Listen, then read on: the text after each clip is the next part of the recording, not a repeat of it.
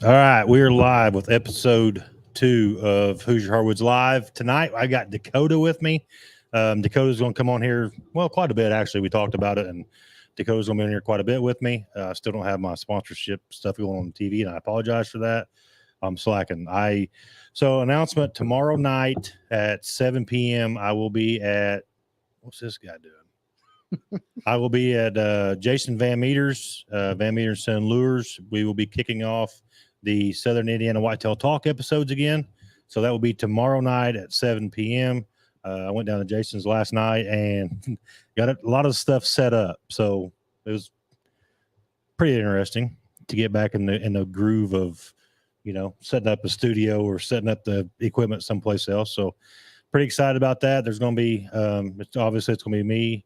I'm pretty much just a producer. I learn a lot when I'm down there. Like I just kind of like run the computer and the mics and all that stuff. But it's going to be Jason, Darren Ballard, and then Landon Roberts is coming on tomorrow night. So is Cody?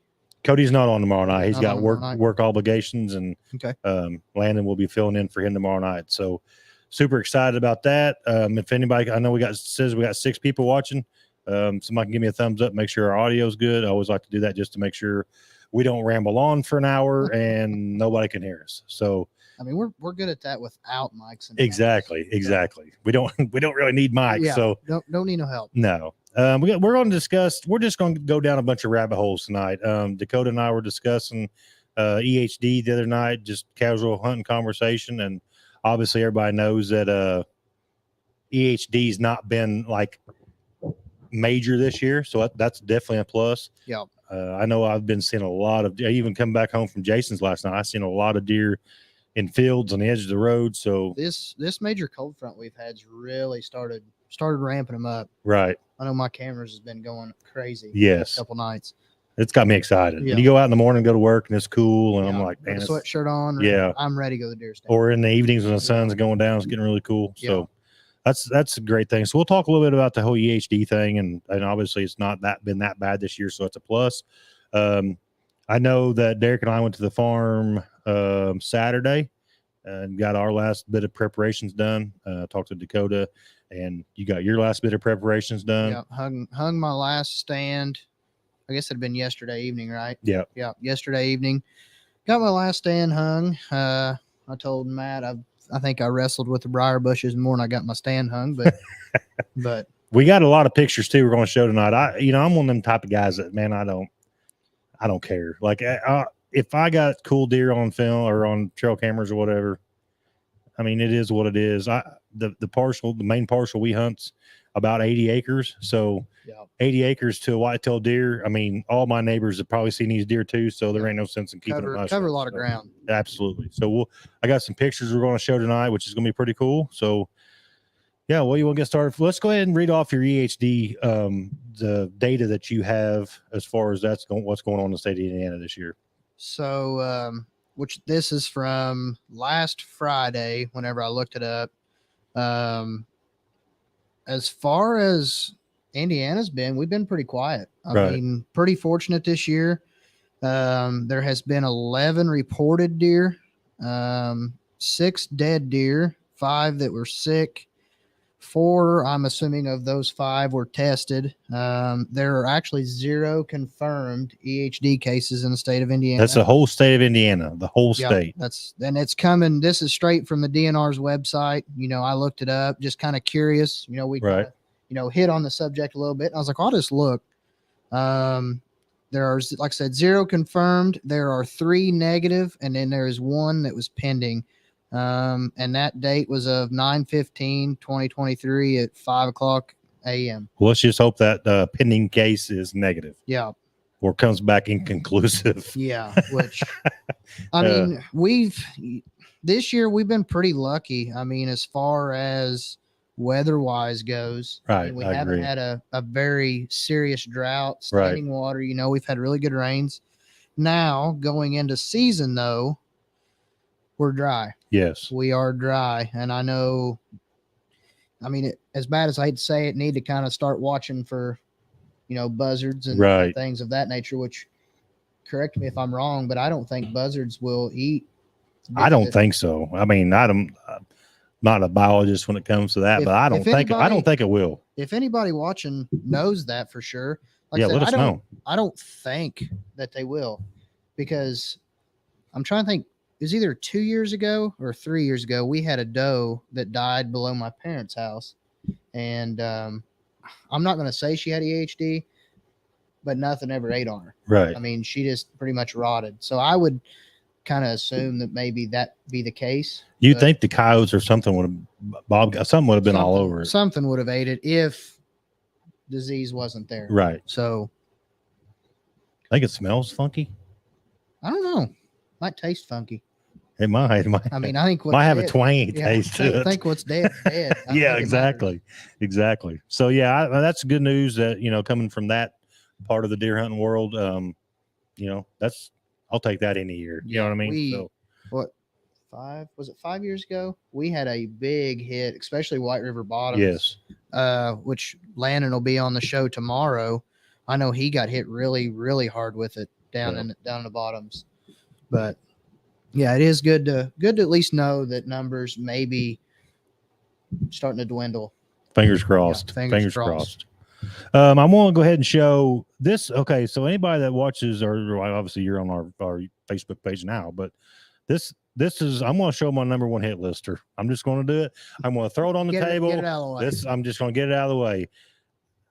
My philosophy is, and I know that there's a lot of people in the deer hunting world that have a completely opposite philosophy, and that's perfectly fine. The cool part about this deal with hunting, fishing, no matter what you do, to each their own, right? Whatever you want to fill your tag with. Yeah, whatever tickles your fancy. Big or small, I like them all. Yeah. So, but this right here is my number one hit lister. I have to go after this dude. I don't know what's going on with him, but I have to go after this dude. I mean, that right side's got to be 20 inches.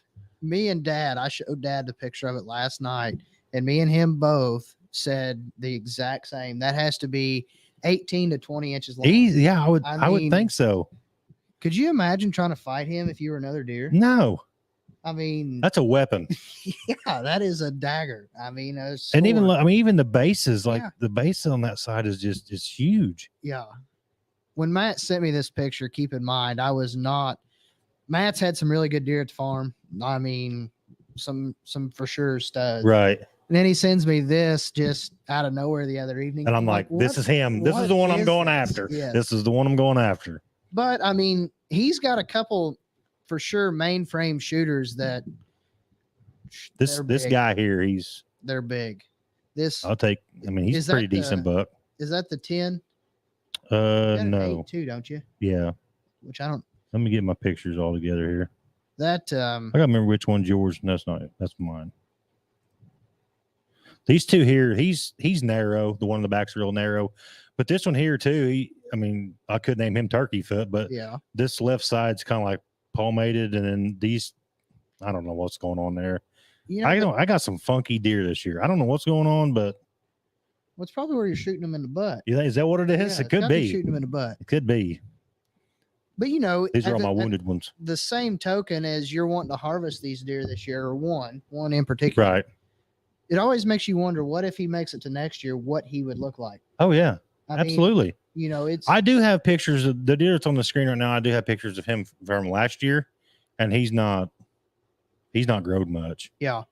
It could be the one in the back or the one on the front, the palmated one. Yeah. He's not growing very much. And it could be due to his whatever he's got going on. Yeah. I mean, it could have stunted him or whatever, but he hasn't grown very much, and it is okay because I like uniqueness. Yes. I mean, I'm one of those type of guys that I like a unique rack. Like this buck over here that we had on the show, that I had on the show last week, that is yours. I mean, it's unique. It's different. I mean, you don't see very many deer with, what was he, 12 and like 3/8 inside. Wasn't even 13 inches wide. Yeah. I mean, and still scored. And almost scored as much as your other buck over there. A deer I think he was 15 or 16. 16. I think he's 16 wide. Change. It goes to show where you gain mass and height. Yeah. I mean, it's crazy. But yeah, that's some of my deer that I'm going to go after. I do want to bring this up. This was cool too. These two bucks were sparring, which I don't know if I've had off my Tacticam, which I'm running one in the woods and one at field edge at Dad's, and one's in the alfalfa field. right. And I had on both Tacticams, I think it was the same night, two younger bucks, probably a year and a half to 2.5, sparring on both cameras. Really? I mean, not like they just playing, like, you yeah, can tell, just tickling their antlers together, just right. kind of getting fired up. But that's just a cool picture. Yeah. I wish it had been more daylight. If I could got him like more of a daylight picture of that, yeah, it'd been pretty cool. Like I said, this buck here, this was he's going to be a good deer. I think he's a good deer. I mean, he's going to have some long main beams if he makes it to next year. Because they swoop way down. He's got decent beams this year. Yeah. For sure next year. We'll have to see how it goes. But yes, I just can't quit looking at this guy. Like, I don't know, man. Like that's just cool. Throws you off because it does. His left side, which if he's facing you, it would be his right side, but his left side is strong. Yeah. I mean, that's a good deer. And then you just look at the other side and you're like, what happened? So I've got multiple pictures of this deer. This is really the only picture that I have of this buck actually facing the camera. Yeah. And I had put out a mineral site a couple months ago, and in a sanctuary we have at the farm that we don't ever go in. And I'm thinking, all right, I just want to get some decent pictures. If there's any bucks using this sanctuary for bedding or just cruising through or whatever, I just want to see if I can get a glimpse of maybe what's on the farm. And it wasn't a day later, and this picture pops up, and there's two bucks on it, and then this guy is in the background, and I'm thinking, I don't even know what that is. Like, I'm like blowing my pictures up. I'm thinking, well, there's a branch in the way. That's exactly what I thought. I thought, well, there's a branch in the way. So I go through my pictures, and I just, I cannot figure out what is going on. And then it was the next day. The next day, I got another picture popped up on my cell cam. It was him, but he was facing like more of an angle, and all I seen was that. I was like, well, that ain't no limb, Yeah. So hey, do pretty cool picture. Do you know how you get a unique deer? How? Unique up on it. Jason commented. That was pretty good. Well, that is good. That is good. That is good. But do these bucks hang there, or is this an area where they have transitioned to, or will in the coming weeks? It's weird because yes and no. I mean, the way that farm is laid out, there's a bunch of like valleys and stuff, and they logged that farm, I don't know, probably 15, 20 years ago. This is prior to me getting, the opportunity done out there. Yeah. And they logged it. Well, the guy that owns it doesn't, I mean, he runs cattle on the front part of it, but then he doesn't really do anything with the woods part other than cut firewood and stuff. So it constantly stays thick in there. And then like 5 years later, they logged the property next to us. So there's probably 200 acres total there. And it's just all like, it's, there's some valleys. It's got like some wide open area, but a lot of them little smaller valleys are just thickets, man. And they just hang out in there. It's definitely, from me being out there, you've got pasture ground on the one side of the woods, and then on the other side, you've got your crop ground. Right. And what crop ground butts right up to us. So it's prime. Yes. But so the last couple of years, not to cut you off, but the last couple of years, like we've kind of like tried to put food plots and stuff in, and the deer have like taken to it, but there's nothing that will outbeat crops. Yep. Nothing. Now, like if you was to go in there and maybe do half your plot and like turnips and stuff like that, right, and then do the other half soybeans or corn, give them something that they feel secure. Right. Like, hey, if they're coming out of the corn, a deer, when you watch a deer walk into a wide open field, they take a while to come out of the woods. They survey the whole. They don't just go skipping out there and be like, hey, I'm here, So if you could give them something like that, I would say your food plots would probably turn on pretty hot. And we're going to talk a little bit more about it on tomorrow night's show, because I'm pretty excited about that, because Jason's already brought that up. But it's crazy if you start looking at graphs and you start looking at like deer habitat and that type of stuff. If you really dig deep down into it, natural browse, yes, trumps food plots. Well, you got to think from deer biology. Yeah. Well, from the time a deer gets out of bed and walks to food, I mean, it can pick here, it can pick there. Right. You know, the whole time it's going, Right. you know, it can stop and munch, you know, on whatever. So yeah, the natural browse, I would say, and especially if it's close to a bedding area, that way, you know, they don't have to come out. That's one thing to look into, you know, Yes. whenever you're scouting the farm. Yes. Deer, I mean, people will tell you deer are lazy creatures. Yes.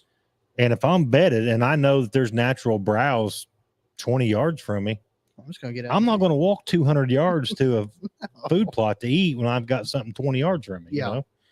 Yeah. And the thing is, humans are the same way. Yep. I mean, yeah, I ain't gonna get too far off the couch to go get no. sun, you know. Yeah, speaking of that, so Dakota wants to know we need a t-shirt maker to make us some Little Debbie hunting team shirts. Yeah. I don't know if anybody's seen that going around Facebook or not, but so the Little Debbie joke comes back to when we first started podcasting. Yes. Really. Yes. What was it? King Ding dong or something. Yeah, King had the little Ding Dong. Had the ding dong on there with the crown on it. You had 2-pack of them, and somebody commented on the live and was giving you a hard time on. Yeah. Oh, Derek said it was 25 years ago. So yeah, I've probably been hunting out there. What, Derek? Probably 12 or 13 years, maybe something like that. So that was 10 years, 10, 12 years before I started hunting. Yeah. There, so, but it's pretty thick out there in some areas, which is nice. I like it. Yeah. It's cover. It's well, and not only is it good deer habitat, you've got turkey, you've got rabbits. We've had a blast turkey hunting. I mean, you know, you've got, and what helps too is your guys' you've got a lot of like big pine thicket. Right. The pine thickets, I mean, that's where I would be hunting, but right. I mean, just because it always something about cedar thickets and pine thickets always produce deer. And then, you know, Jason, you know, I keep bringing him up, but Jason is so knowledgeable about all this, but using like pine branches or cedar branch for vertical rub branches, and deer love them because they can shred them easier. You know, they can tear into them. Well, that's, I guess, my question. If Jason is watching, maybe he can answer, but do the cedar trees like help deposit scent better? Maybe like hold their scent in longer? I think it does. Yes. Because I mean, it is a softer wood, and the bark, you know, I mean, it doesn't, do you really call it bark? It's not really. Yeah. It's not really like bark off of no, like a shagbark hickory. Yeah. We can just peel it off. Yeah. But I guess that'd be a good question to ask. Yeah. Jason. If he's watching later, if he pops in here, we'll ask him. But yeah, I'm pretty excited about that. I know we got some Dakota's deer on here also that we're going to show off. We're going to show and tell. So just some small picture, but you might be able to. That deer there,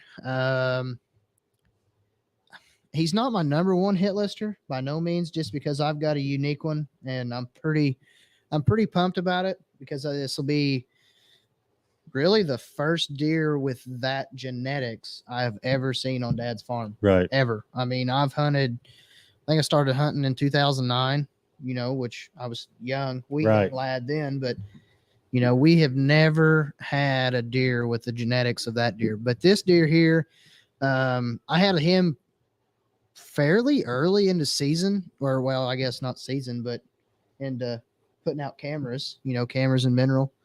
And then he kind of went on a whim, disappeared, you know, and I'm running 2 tactic cams and 4 just regular SD card cams.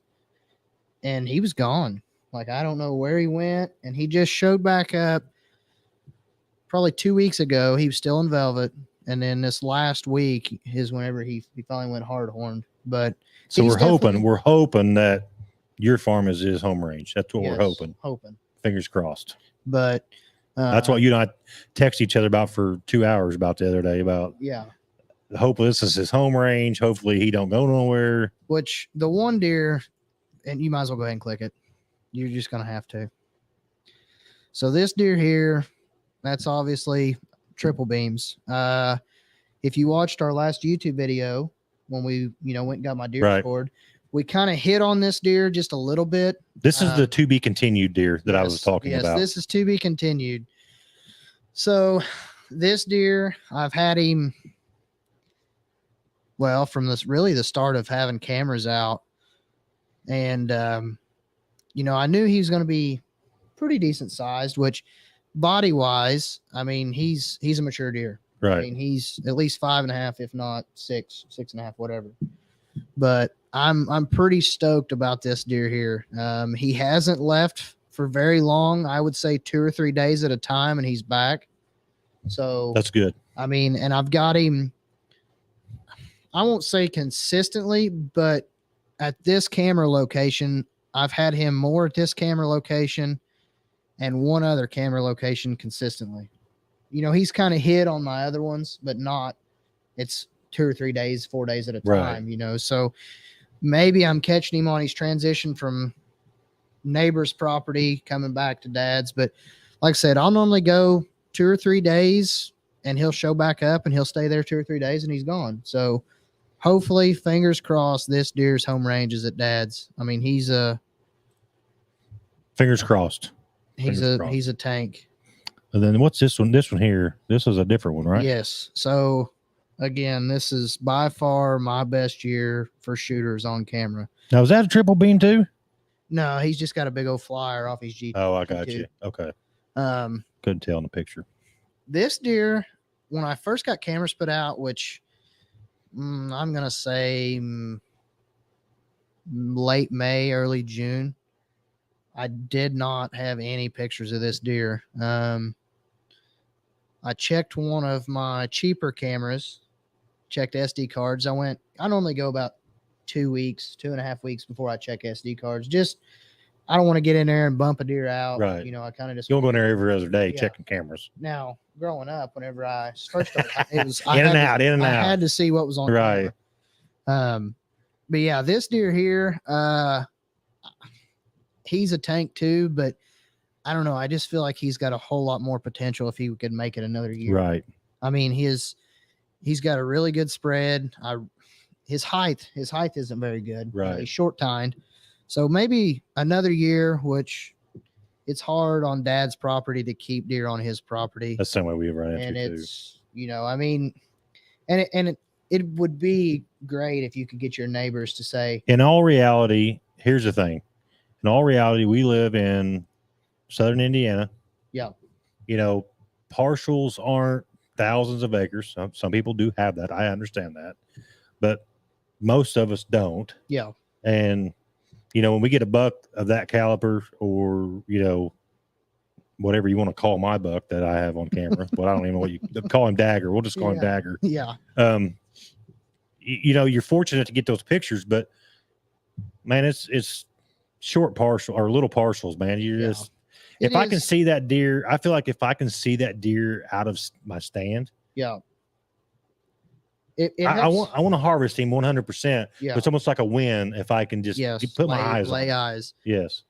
And that's, I don't know. It's the game you play. It is. It's the reason why it's called hunting, not killing. But that's why we do it. Yeah. You know what I mean? It's the chase, and that's trying to figure him out, where he's at, what he's doing, And that's another thing too. One of the buddies of mine from work, he asked me if I was going to hunt opening day. And I told him, it's kind of a double-edged sword. I told him, I said, I'm going to have a hard time hunting opening day unless it's just absolutely perfect. Whichever comes first, if it's perfect cold front, everything looks good, barometrics look good, or I get the first daylight picture of that deer, I will be in the woods. Right. But I don't know. It's kind of one of those deals that you'll be at the house sitting on the couch and you'll get a daylight picture of it. Crapshoot, 10 yards. Crapshoot. It's a game you play. And I think one thing too, which I know there's a lot of people that know this, and I'm just, it is what it is, but you don't overdo it just because season comes in October 1st. Yeah.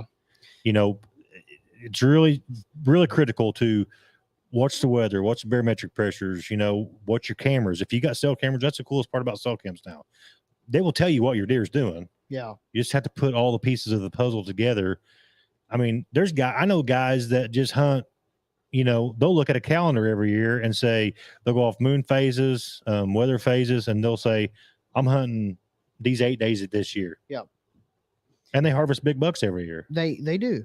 But I mean, that goes back to us talking about when you're hunting 80 acres or 100 acres, which is a good chunk of ground to hunt.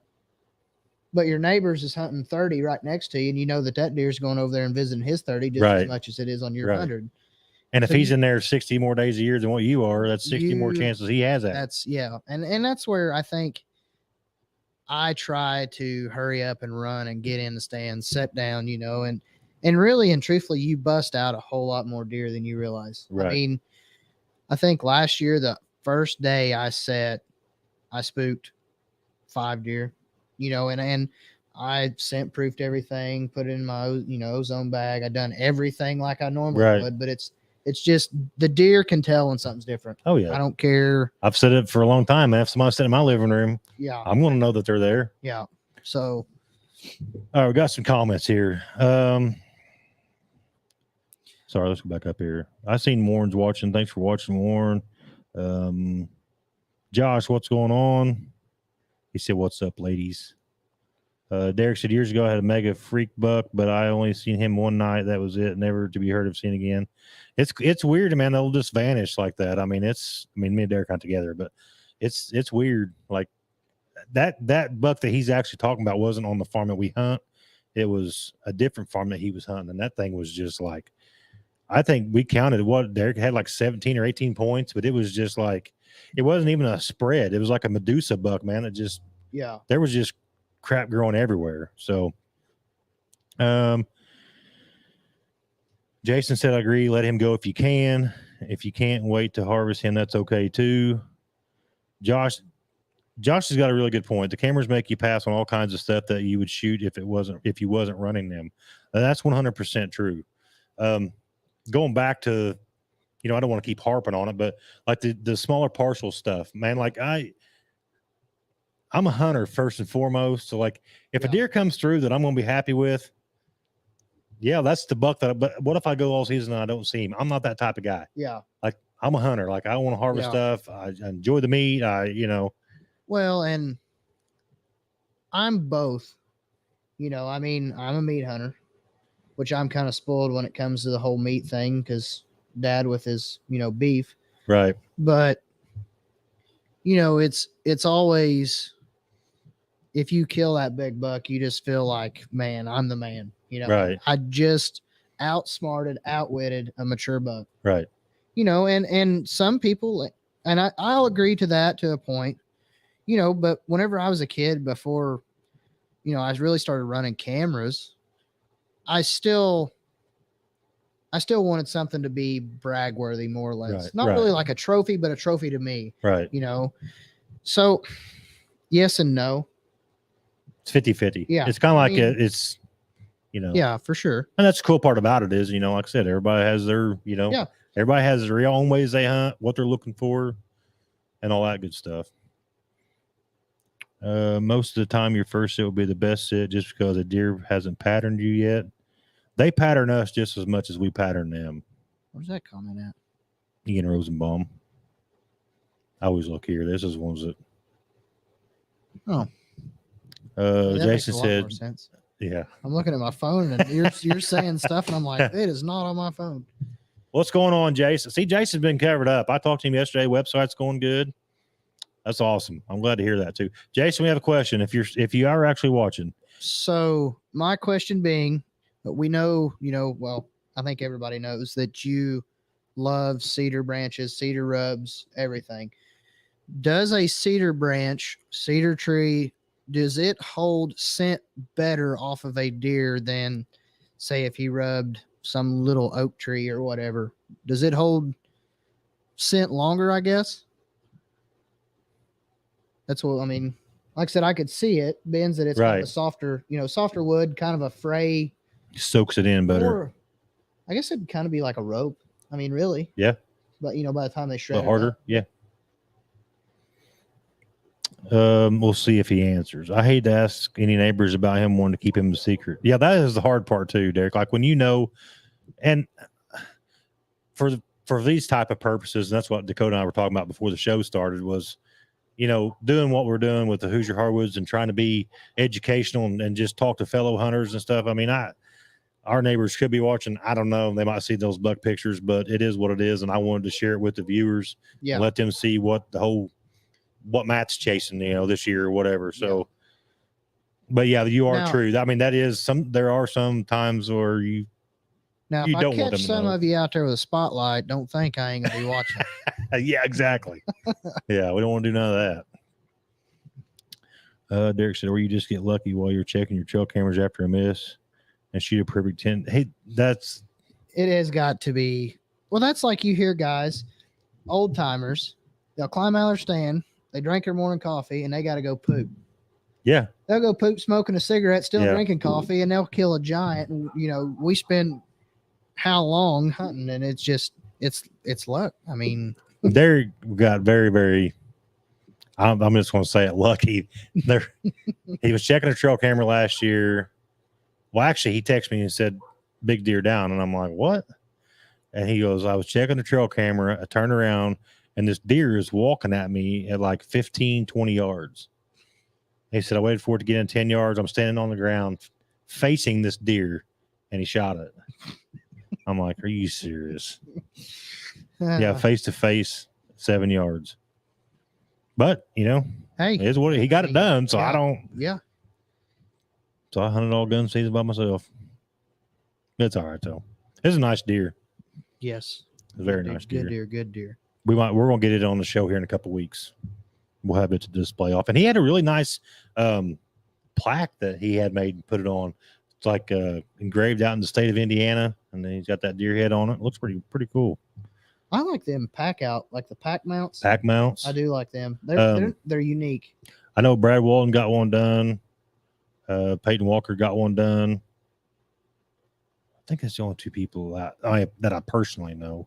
What was cool was they just took some whatever they had, little bitty lanterns or like a flannel shirt and rolled it up underneath whatever. It's made it pretty cool out of it.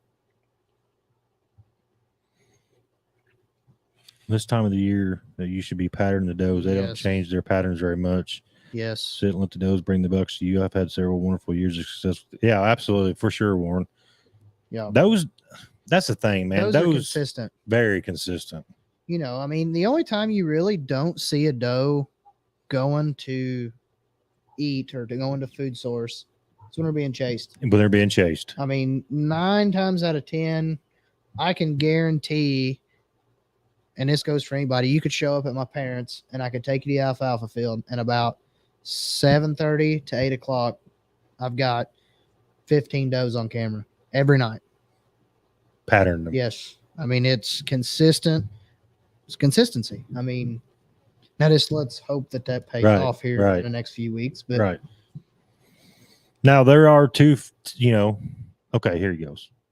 Pine is my choice with that question. Cedar, hemlock, along with my choice of white pine. The sap of these evergreens will collect dander and hair, so I'm sure with this stickiness, my answer would be yes, along with being water repellent. Hope this helps. Yeah. Helps a bunch. Yes. Thank you for answering that, Jason. Thanks, Jason. That's kind of what I, would have suspected. Yeah. I mean, like that sap in there, just getting all that dander and hair. Holding it in there. Yeah. Cole said that's my method. I don't want to see shooter bucks on camera right now. I can see that. I mean, there's two ways to go about it. I mean, if I have a shooter on camera right now, the season's coming in a week, and I'm one of those guys where I want to sneak in there the first week of season and try to get it done. Yeah. I mean, I want them on camera right now. But if it's a property that I'm going to be hunting all year, and I can see Cole's point too. If which I know a lot of people that travel for work, and they only select so many days to hunt. Get in there and get it done. Get in there. If that buck is consistent on camera, I won't say a week-long period because that's kind of far-fetched, but you're 3 or 4 days consistent, and he's daylighted those 4 days. Right. And say your season comes in Saturday, and your last picture was Thursday. Well, he's still in there, so there's a chance. And the same goes too for if the bucks that I have on camera right now, if they have already transitioned from their summer to their fall, winter home ranges, I want them on my camera. I know they're in my, which now if you start getting bucks all summer, I'm gonna be like, I don't. I'm sorry, I don't really want them on my camera right now. Subject to change for Yeah. sure. They'll definitely change it up. Yeah. The home ranges are definitely getting ready to take shift for sure. That could be, well, like I said, I mean, it's September 18th, so yeah.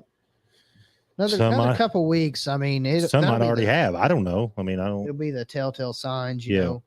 Normally about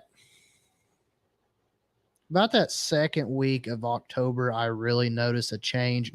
And this might not be for everybody, but the second week on my cameras, I'm not going to say die, but they slow way down on mature shooter bucks on camera. Right. So the biggest reason for that, and people agree with me or disagree with me, that's fine. Either way, it don't matter to me, but it goes back to our conversation about if somebody's in my living room, I want to know it. Yep. So after October, that first week, first 2 weeks, nothing major happens, but then hunters really start hunting hard like mid-October. Yep. And it changes everything.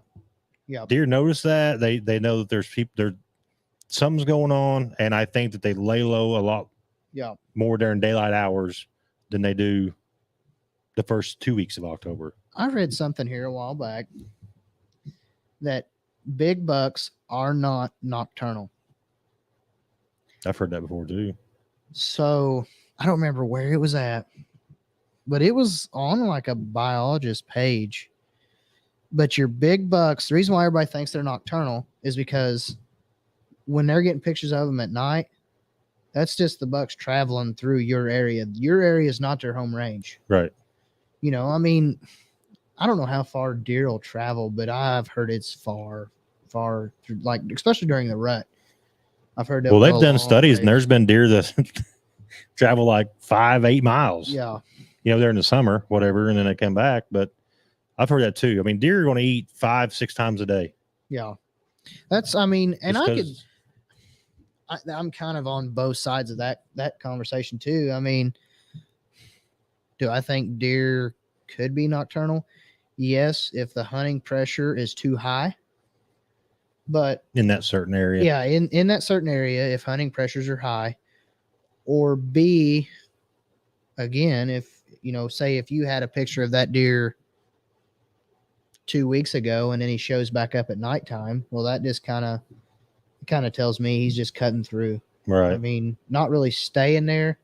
Just kind of using his, your property as kind of maybe a funnel point, or this is a state road. Yeah. Going from state highway. Interstate to interstate. You know what I mean? Highway. That's why I don't put my cameras out to the ginseng hunters or out of the woods. Because you want the ginseng hunters to steal your cameras or what? That was a little random there, Derek, but that's okay.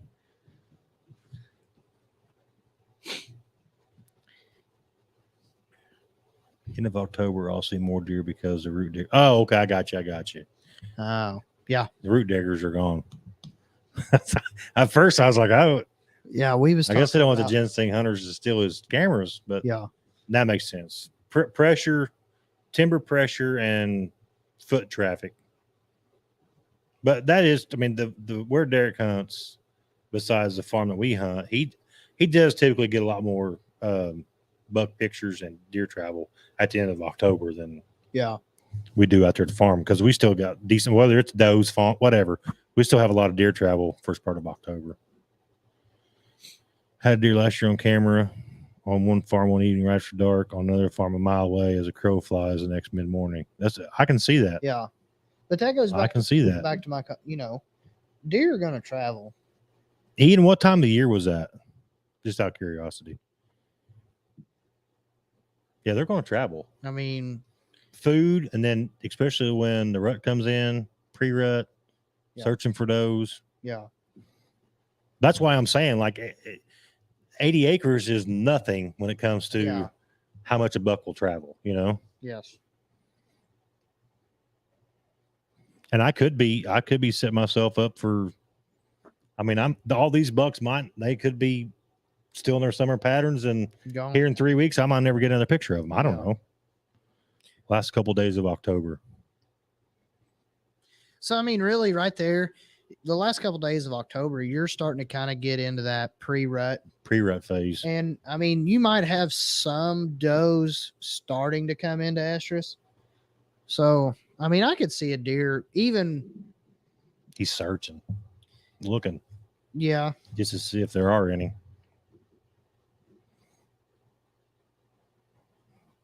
Yeah, that's crazy.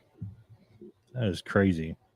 I like all the interaction though tonight. Seriously. Yes. This is why I wanted to start this back up. I mean, I don't care if there's 5 of us on here talking or 500 of us. I mean, I love talking about it, and it just keeps the conversation yes going. I mean, I hated that it's been down for as long as it has, but it is what it is, and we're restarted. And I'm getting pictures right now. Are you? Mm-hmm.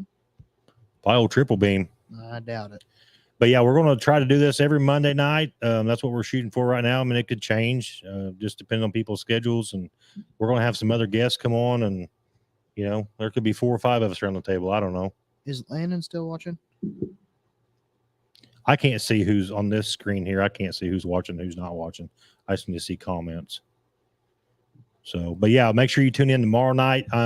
It's going to be, yeah, he's here. It's going to be on the Van Meter and Son Lures Facebook page, the Hoosier Hardwoods Outdoors Facebook page, and the Van Meter and Son Lures YouTube channel. Also, too, the Hoosier Hardwoods Outdoors will be on the Facebook page and YouTube channel. So if you've not subscribed yet to the YouTube channel, make sure you get over there and subscribe. We're going to have a lot of content coming this fall. So yeah, make sure you get over and subscribe to the Hoosier Hardwoods Outdoors YouTube channel. The Finleys are here. The Finleys are my main supporters of Flag to Flag Media, my racing show that I do. They've been big supporters since day one. So see, she said, I don't know anything about hunting, but hey, buddy. Well, I'm glad. Thanks for watching, Elizabeth and Anthony. We like the honesty. Yes. Yeah, they're really good people, and they've been following me and Flag to Flag and Peyton Walker's watching too. We bought Peyton I kind of partially went in and bought some of it, bought him a race car back in March, and he's been gearhead all summer. So he's been racing, and I mean, he's got 2 more. I think Anthony, Elizabeth, and Peyton all got 2 more races left for this year. So Peyton did go out to Alaska. Unfortunately, he didn't fill his tag. So the 2 guys he was with did fill their tag on Caribou. So, but yeah, Peyton and I, whenever we've traveled and hunted, we've not had very good success. I went to Florida with Joe Molnex 3 years ago, turkey hunting. 3. I think it's been 3 now. 3 years. Maybe 2. Either way, yeah, 2 to 3. I think it has been 3. It'll be 3. Yeah. Be 3 this coming February. Yeah. And went down there, met some awesome people. Bobby Latner. Then people we met down there were just phenomenal. But come back empty-handed, didn't kill any Osceolas. And then me and Peyton and Jared Links and Joe Molnex also went there too. We went to Kansas. Yeah. Chasing Rios. Joe was the only one that shot anything. Yeah. Me, Peyton, and Jared come back empty-handed. So, and then Peyton went all the way to Alaska for caribou hunting. He come back empty-handed. I just think this Bill Pethel, I don't know if Bill's watching or not, but Bill Pethel's, him and his wife Kathy, they go somewhere and they get it done. I don't know. I'm doing something wrong, I guess. I don't know. Deer I shot last year didn't show up on camera on our farm until November 3rd, but I saw him while hunting November 1st. Just shows you a buck can be around and you just never get him on camera.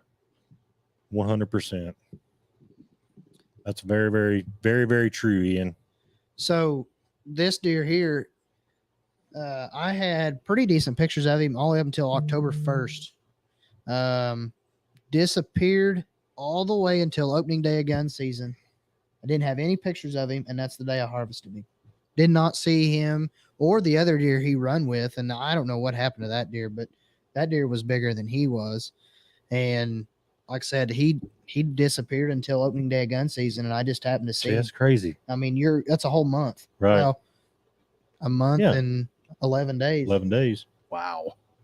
Yeah, and it just makes you wonder, where do they go? Right. I mean, if I'm not Dude, if I'm not seeing them, who's seeing them? Right. I mean, Because I guarantee you right now, that caliber of deer, anybody in, not saying anybody in Southern Indiana, but one of your neighbors would have shot him. 100%.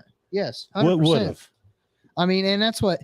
So where was he at? Just crawl in a hole and don't come out until like hibernation, maybe? I don't know, but I think I want to talk to somebody in DNR or something, but I know there is a mass hole somewhere that these deer hang out in. I don't know if it's like a lounge. Yeah. And then October 1st rolls around. They're like, hey, let's go to the lounge until 1st of November and we'll come back or whatever. But they go somewhere. And I don't trip, man. Spa trip. I guess.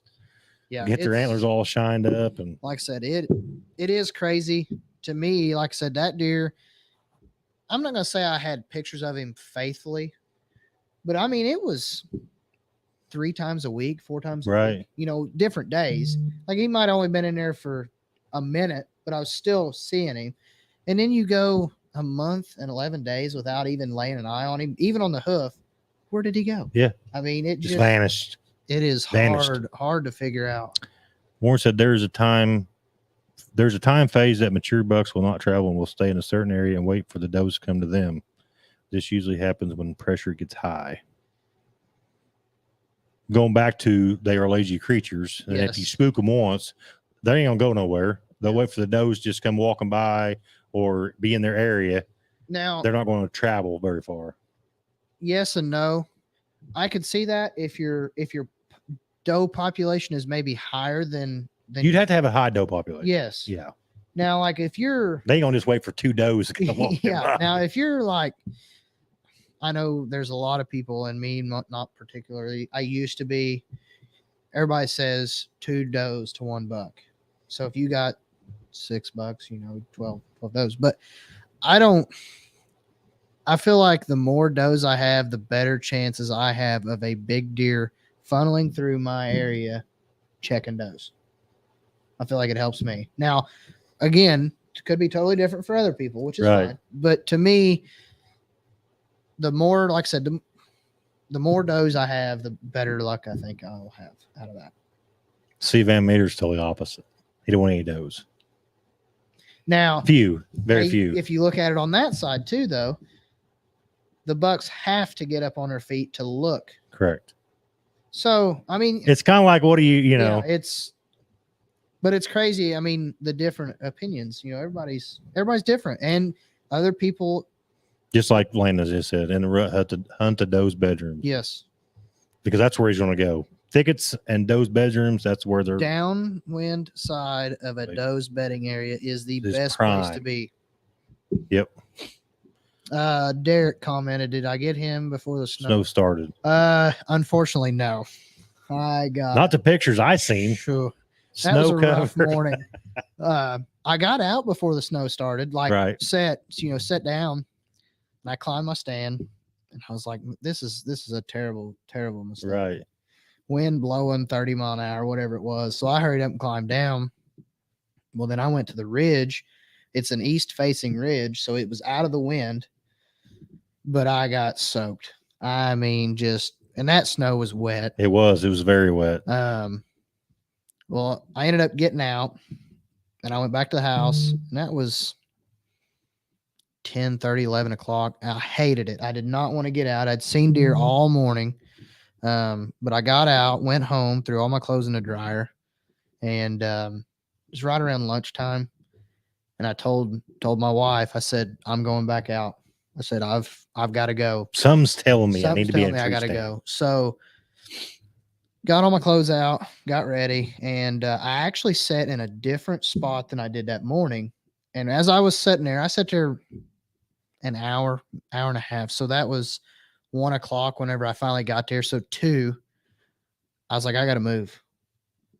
Ended up going to the spot I set that morning where I seen the deer. And actually, I'd have to look at my phone to see what time for sure I harvested him, but it wasn't 30 minutes as I sat down. I seen him on the other side of, it'd be the neighbor's property. He was walking down the river, and I just bought last year. Remember, we went to Van Meter. Yeah, bought a grunt call. And I bought a grunt call. So, Jason, thank you for the harvest of this deer. But On his, you can change on the read for like mature buck, young buck to doe, doe and estrus, Right. whatever. So I threw 2 grunts out and it stopped him and he turned, trying to figure out where I was at or the deer, he thought. Switched to doe and estrus and done 2 and then right immediately to a grunt. He turned on a dime, come down in the river, come up on my side. And I mean, it wasn't game over 60 yards, I mean, I was hidden enough and he couldn't see me, even with the snow on the ground. He could not see me, and I still grunted him in.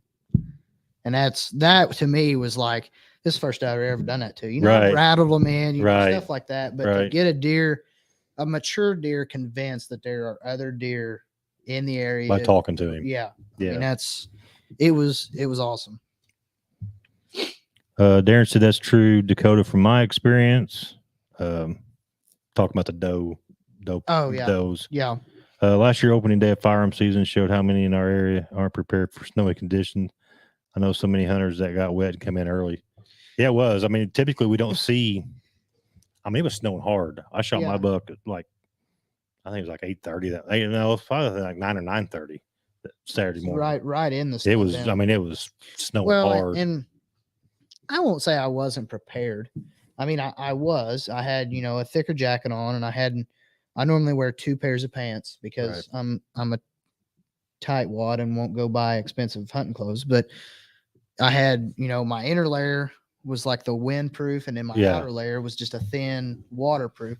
So my legs, my butt was a little wet from just sitting there for so long. But the way the snow was hitting me over the ridge, it was coming right down. Down to your neck. I couldn't have done nothing about it. That's rough. And I ended up having to come out too a lot because my scope was fogged up and my binos was fogged.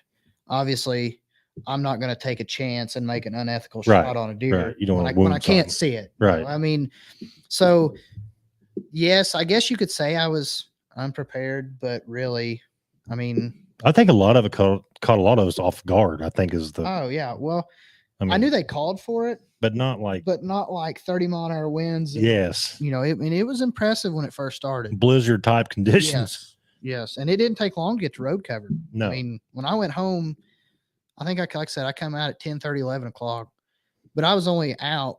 Really, if you think about it, I was only out for 2 hours. I don't know what it is though about harvesting a whitetail in the snow.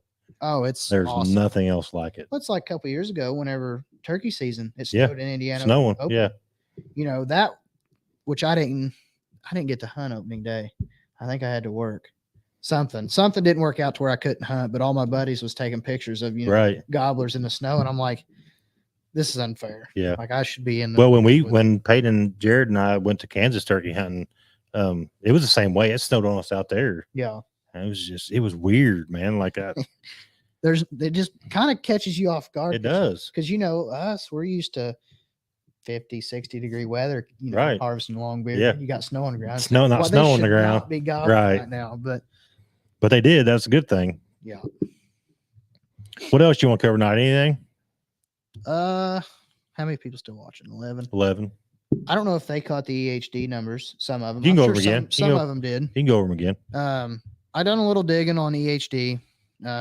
This is positive digging, by the way. Positive. Yes. And this is straight off the DNR website. As of September 15th at 5 a.m., there were, and this is for statewide, this is the state of Indiana, there was 11 deer reported. Now, I'm not saying, before I start into this, I'm not saying that there hasn't been deer die of EHD. Right. Just ones that people have reported and said, hey, this deer, is acting this way, whatever. Right. But there was 11 deer reported. 6 were dead. 5 were sick. They only tested 4, I'm assuming out of the dead deer, maybe only 4. There's actually 0 confirmed cases of EHD as of 9/15. 3 were negative, and there was 1 pending. I need to get back on there and look just to see. And that's in the state. Yeah. That's the state of Indiana. Statewide. Hopefully fingers crossed with the Fingers crossed. the drought we've got right now of not having any rain, and they're talking it'll be a while again before rain. Hopefully, we don't end up Soon. with a serious, like a late or early fall. yeah. And it could happen. That means you got a good point here. From late October to first week of November, I tried to hunt buck bedding on a very low number doe herd partial. Now, if I'm still at it come mid-November, I will transition to a high number of doe parcels when mature bucks are looking for that second or third doe to breed during the downslope of peak rut. Yeah. I think, Jason, if I'm not mistaken, I think that's when you were hunting slow walker last year. I think that's when he harvested slow walker. I'm pretty sure. I could be wrong, but I think that's when he harvested slow walker. Dakota, don't be spitting in the microphone. Stalker. It ain't none of your business what I do. Oh, Zach. Oh, my racing buddies tuning in. I love to see it. Now you got Love me it. smacked. Now, Zach, he races, but he's a big hunter too. Him and Peyton are both big hunters. Zach's a big hunter. So after race season's over here, a couple weeks, he'll be ready to go. What's he hunting? Debbie snacks? Yeah. Me and him both hunt Debbie's. So who can find the most? Like That's Easter right. egg hunt. That's right. All right. I want to thank everybody for watching tonight. Again, thank you very much. I don't want to speak for Dakota, but from Dakota and myself, thank you very much. Yeah, it's. I'm glad to be back. I mean, Yeah. I've enjoyed tonight, and hopefully, this continues. Peyton, you need to do that. Bring your deer sometime. We need to get it on here. We'll hang him up and talk about him. I think Water Dog's gonna bring his on too. Derek Walden for anybody. November 6th, I got right into his bed, got him at 12 yards, 50-50 sprayed in his face. A 50-50 is awesome too. I need to get down there to Van Meters. If I didn't have plans tomorrow, I'd go tomorrow, but I got plans. Yeah. So anyway, home runs and you ain't getting any. Yeah. He's talking Anyway. about my slow pitch. Yeah. Ooh, I've gotten big into slow pitch, man. That's a blast. He has too. That's why he's missing half the racing shows. Playing softball. Hey, All right. Well, I appreciate everybody watching tonight. Our plan right now is make sure you tune in tomorrow night at 7, not 8, 7 o'clock. It'll be with me, Jason Van Meter, Darren Ballard, and Logan Roberts. Landon. Or sorry. I got you, Landon. Landon Roberts. He's got me. Sorry, Landon. Sorry. But yeah, we will be on tomorrow night at 8 o'clock. And tentatively, right now, we'll be back here next Monday night at 8 o'clock. 7 o'clock tomorrow night, 8 o'clock next Monday night. So we will see you all next Monday. See you guys. Thank you.